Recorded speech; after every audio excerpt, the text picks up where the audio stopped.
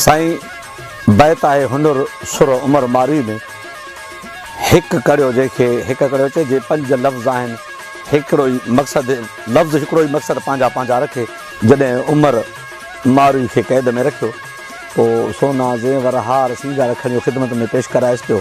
तंहिं महिल उमर सां मुखातिब थी चयईं मारी पई उमर खे चवे त मुंहिंजो मन मोहे विधो उमर ओलुड़ कनि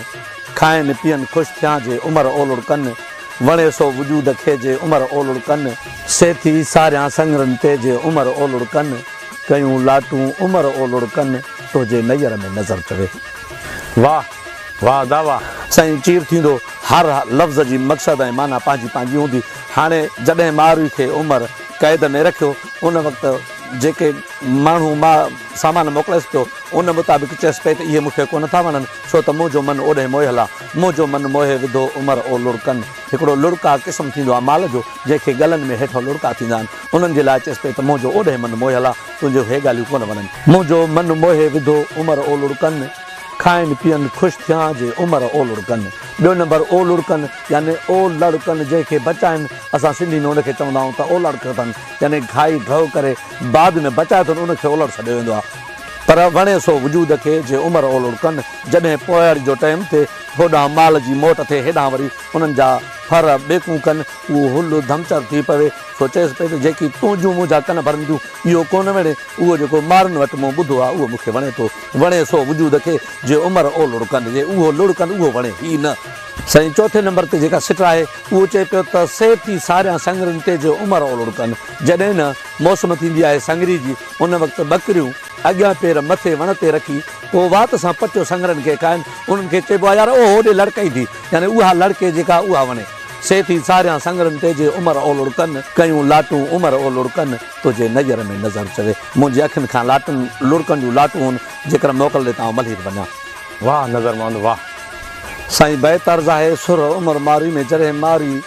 क़ैद में हुजे उमर जे में तॾहिं उनजो को संगती साथी कोन थिए पोइ कंहिं कांव खे ॾिठईं पखी खे उनखे चवे पई त कांगल अच त तो ॾींहुं ही नवो ॾींहुं पोइ मारूं मिठ मल्हीर जो जे कांगल गॾिजई को सुणा सनेहो सांगीअ खे हाल मुंहिंजो हो वञी चइजो त मारी अॼु मरी वई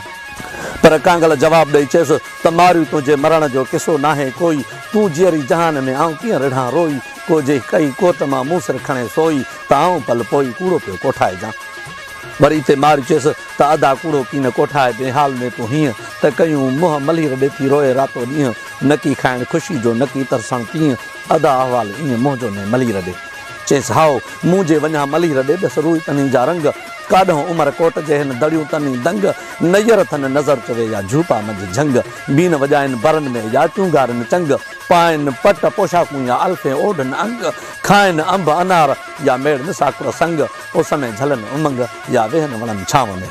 वाह नज़र मंद वाह। पर मुंहिंजा साईं महबूब मदीने वारे सरदार जे शान अतर में बेतर्ज़ आहे त ज़ुल्फ़ सियाह ते नैना नरगिस लब गुलाबी लाल बहूं आपो आपे सुहन सोणे सुर्खी दीन मजाल बहूं ज़ोर इलाही शोर मचावन जलवे जोश जमाल बहूं सिन सितारे सुहन सासें गब गब बीगम ताल बहूं हंसकर दिलियां खस जांदा ए दिल भर दिल दलाल बहूं बुलनैन अजायब चैन बख्शेंदन कसरत कुर्ब कमाल बहूं काबिल आकिल कैद करेंदी चश्मा दी ए चाल बहूं भिरवा नाज़िक बिरह बचावन पहले चंद हिलाल बहूं अंग सबाजे रंग भरे दे नाज़िक नित निहाल बहूं हथड़ा चावे सिज शर्मावे बाला राज बहाल बहूं। वाह